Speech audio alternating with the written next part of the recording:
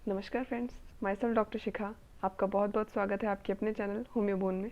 Friends, anxiety यानी कि चिंता एक ऐसा इशू है जिसकी वजह से क्वालिटी ऑफ लाइफ बहुत ज़्यादा हद तक इफ़ेक्ट होती है। आपकी लाइफ की जो क्वालिटी है वो बहुत ज़्यादा हद तक नेगेटिव हो जाती है।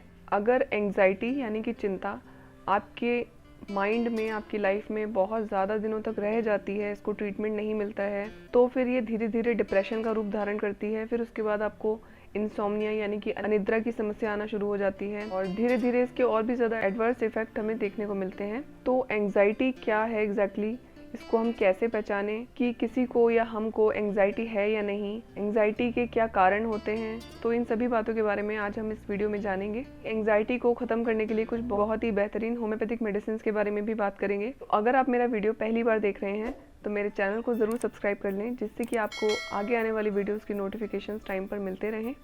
तो चलिए वीडियो शुरू करते हैं। तो सबसे पहले जानते हैं कि एंग्जाइटी क्या है। तो एंग्जाइटी एक कॉम्बिनेशन होता है वरी और फियर का, यानी कि चिंता और डर का, जो कि आपकी डे टू डे लाइफ से और सिचुएशन से रिलेटेड होता है। जैसे कि अगर आप डेली वेज में कोई काम कर रहे हैं या फिर आप किसी जॉब के लिए जा रहे हैं या फिर कोई भी आपका रिलेटेड काम है, वर्क है, अगर उससे रिलेटेड आपको कोई भी ऐसी चीज़ या कोई भी ऐसी बात या सवाल जो बार बार आपके दिमाग में घूमते हों और आप उसी के बारे में लगातार सोचते जा रहे हैं, तो इसको हम एंग्जाइटी की कैटेगरी में रखते हैं। यहाँ पे मैं आपको एक पॉइंट क्लियर करना चाहती हूँ कि एंग्जाइटी जो है वो स्ट्रेसफुल कंडीशंस में बिल्कुल नॉर्मल होती है। जैसे कि अगर आप कहीं इंटरव्यू देने जा रहे हैं या फिर आपका कोई एग्ज़ाम है तो आपको एंग्जाइटी हो रही है, या फिर अगर आप पब्लिक स्पीकिंग कर रहे हैं या फिर आप स्टेज पर कोई परफॉर्मेंस देने जा रहे हैं, तो इन सभी कंडीशंस में एंग्जाइटी होना एक बहुत ही नॉर्मल सी बात है। लेकिन प्रॉब्लम कब आती है या फिर ये बीमारी का रूप कब धारण करती है, जब ये आपकी लाइफ के हर काम को अफेक्ट करना शुरू कर देती है, आपके इम्पॉर्टेंट कामों में भी इंटरफेयर करना शुरू कर देती है और आप किसी भी काम को कर नहीं पा रहे हैं और हर वक्त आपके दिमाग में वही सारी चीज़ें, वही सारी बातें आपके दिमाग में घूमती जा रही हैं और लगातार आप उन्हीं बातों को सोचते चले जा रहे हैं। तो ये होती है एंग्जाइटी। बात कर लेते हैं सिम्टम्स के बारे में। तो एंग्जाइटी में भी दो एस्पेक्ट्स पर सिम्टम्स आते हैं, पहला साइकोलॉजिकल लेवल पर और दूसरा फिजिकल सिम्टम्स। बात कर लेते हैं साइकोलॉजिकल लेवल पर। तो इसमें क्या होता है, बहुत सारे लोगों को आपने देखा होगा कि बहुत छोटी छोटी बातों पर वो चिंता करने लगते हैं, बहुत ज़्यादा सोचने लगते हैं, ओवर थिंक करने लगते हैं। फॉर एग्जाम्पल, अगर आप कोई जॉब करते हैं तो आप रात को ये सोच कर सोते हैं कि सुबह होकर मैं पता नहीं ऑफिस जा पाऊँगा या नहीं, या फिर कहीं मेरी नौकरी तो नहीं चली जाएगी, या फिर मुझसे ऑफिस में कोई ऐसी गलती तो नहीं हो जाएगी जिसकी वजह से मेरी जॉब चली जाए या जॉब पर किसी तरह का खतरा हो। तो इस तरह की चीज़ें। दूसरा, अगर आप कोई बिज़नेस करते हैं तो बिज़नेस से रिलेटेड भी बहुत सारी चीज़ें होती हैं। सपोज़ अगर आपको कोई लॉस तो नहीं हो जाएगा किसी तरह का, कोई आपको किसी तरह का डिसीव तो नहीं कर देगा। इसी तरह से घर में भी बहुत सारी चीज़ें हो जाती हैं, बहुत सारी समस्याएं हो जाती हैं, बहुत सारी ऐसी घरेलू कंडीशंस भी हो जाती हैं जिसकी वजह से फैमिली मेम्बर्स को बहुत ज़्यादा स्ट्रेस डेवलप हो जाता है, या किसी तरह का कोई डिस्प्यूट हो गया है, उसको लेकर बहुत टाइम तक लोगों के मन में एंग्जाइटी घर कर लेती है, बहुत ज़्यादा स्ट्रेस डेवलप हो जाता है या ओवर थिंक करते रहते हैं एक बात को लेकर। तो इस तरह की कंडीशंस हमें अपनी डे टू डे लाइफ में देखने को मिलती हैं। कभी कभी क्या होता है कि ये सब चीज़ें बहुत लॉन्ग टर्म तक चलती हैं। अगर उनकी लाइफ में चीज़ें नॉर्मल भी हो जाती हैं, फिर भी वो जो एंग्जाइटी है उनके माइंड में कंटिन्यू चलती रहती है। कुछ लोग होते हैं जिनको अपने आसपास के जो रिलेशंस होते हैं उनको लेकर डर रहता है कि कहीं मैं कुछ सामने वाले को ऐसा ना बोल दूँ जिसकी वजह से उसको कुछ बुरा लग जाए या फिर मेरा रिलेशन इससे ख़राब ना हो जाए। तो इस तरह की चीज़ें भी बहुत लोगों में देखने को मिलती हैं।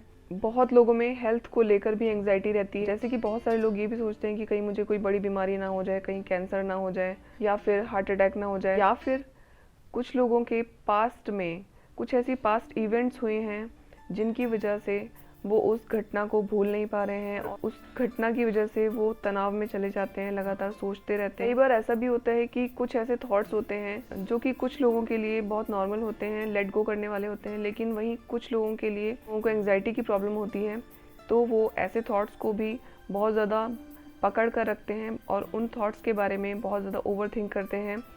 वो थॉट्स उनके लिए लेट गो करने वाले नहीं होते हैं, वो उनको बहुत ज़्यादा इंपॉर्टेंस देते हैं। इसके अलावा जो फिजिकल सिम्टम्स होते हैं उसमें क्या हमें देखने को मिलता है, पहला सिम्टम है उसमें आता है कि आपकी हार्ट बीट बढ़ जाएगी।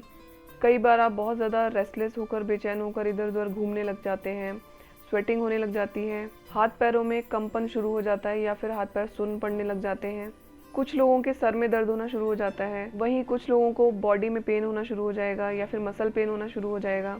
कुछ लोगों के पेट में मरोड़ उठना शुरू हो जाता है जिसको हम कोलिक की पेन कहते हैं। वहीं कुछ लोगों को यूरिन का प्रेशर बहुत जल्दी जल्दी बनने लग जाता है। कुछ लोगों को हाइपर वेंटिलेशन यानी कि सांस फूलने जैसी समस्या हो जाती है। ये सब जो सिम्टम्स मैंने आपको बताए ये शारीरिक तौर पर काम करते हैं जब किसी पर्सन को एंग्जाइटी डेवलप हो जाती है उस कंडीशन में। तो इन सभी सिम्टम्स के बारे में सभी को जानना बहुत ज़्यादा ज़रूरी होता है, इनके बारे में सभी को अवेयर होना बहुत ज़्यादा ज़रूरी होता है। साथ ही इसको ट्रीट करना बहुत ज़्यादा इम्पॉर्टेंट होता है। अगर आपने इसको ट्रीट नहीं किया या फिर अगर आपने इन समस्याओं के बारे में किसी से शेयर नहीं किया तो ये चीज़ें आगे चलकर बहुत बड़े लेवल पर काम करती हैं और सिम्टम्स बहुत ज़्यादा हाई लेवल पर पहुंच जाते हैं और फिर वो सिचुएशन बहुत ज़्यादा वर्स्ट हो जाती है। तो चलते हैं होम्योपैथिक मेडिसिन की तरफ। तो जानते हैं कि एंग्जाइटी के लिए वो कौन सी होम्योपैथिक मेडिसिन हैं जो इसमें अच्छा काम करती हैं। सबसे पहली मेडिसिन है एकोनाइट 30। कुछ ऐसे लोग अगर वो घर से बाहर निकलते हैं तो उनको एंग्जाइटी डेवलप हो जाती है, या फिर वो किसी क्राउडेड प्लेस पर जाएंगे तब उनको एंग्जाइटी डेवलप हो जाती है, या फिर वो किसी स्ट्रीट को क्रॉस करेंगे तब उनको एंग्जाइटी डेवलप हो जाती है, या फिर अगर ऐसे लोग कभी बीमार पड़ जाते हैं तो वो ये सोच लेते हैं कि ये बीमारी तो अब जान लेकर ही पीछा छोड़ेगी या फिर ठीक नहीं होंगे। इन लोगों के मन में डर और चिंता एक साथ रहती है और ये इस तरह की चीज़ें सोचते हैं। तो अगर ऐसे सिम्टम किसी पर्सन में मिल रहे हैं तो वो एकोनाइट 30 ले सकते हैं। इसको आपको दिन में 3 बार लेना है, सुबह दोपहर शाम, 4-4 बूंदें। दूसरी मेडिसिन है अर्जेंटम नाइट्रिकम 30। तो अगर किसी पर्सन को स्टेज फियर है, स्टेज पर कोई परफॉर्मेंस देना है या फिर पब्लिक स्पीकिंग का काम है, पब्लिक स्पीकिंग करने से पहले आपको एंग्जाइटी होती है, बहुत ज़्यादा नर्वसनेस होती है और इतनी ज़्यादा नर्वसनेस होती है कि इनको डायरिया तक डेवलप हो जाता है, तो ऐसे लोगों को अर्जेंटम नाइट्रिकम 30 लेनी चाहिए। इसको भी आपको दिन में 3 बार लेना है, सुबह दोपहर शाम, 4-4 बूंदें। नेक्स्ट मेडिसिन है आर्सेनिक एल्बम 30।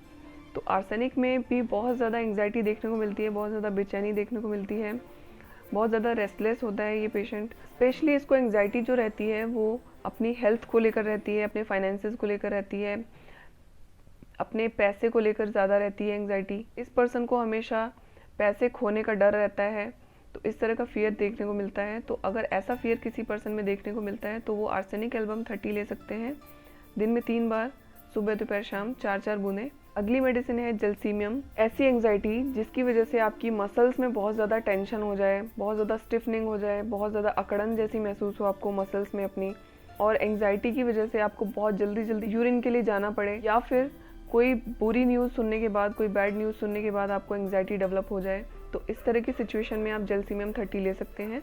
इसको भी आपको दिन में 3 से 4 बार लेना है, सुबह दोपहर शाम। ये जो भी मेडिसिन मैंने आपको बताई हैं ये सभी मेडिसिन आपको नहीं लेनी है। जो भी सिम्टम्स आपके इन मेडिसिन से मैच कर रहे हो वो आपको मेडिसिन लेनी है, या फिर अगर आपको समझ नहीं आ रहा है तो आप अपने नियर बाय होम्योपैथिक डॉक्टर से ज़रूर कंसल्ट करें और उनकी देखरेख में मेडिसिन लें।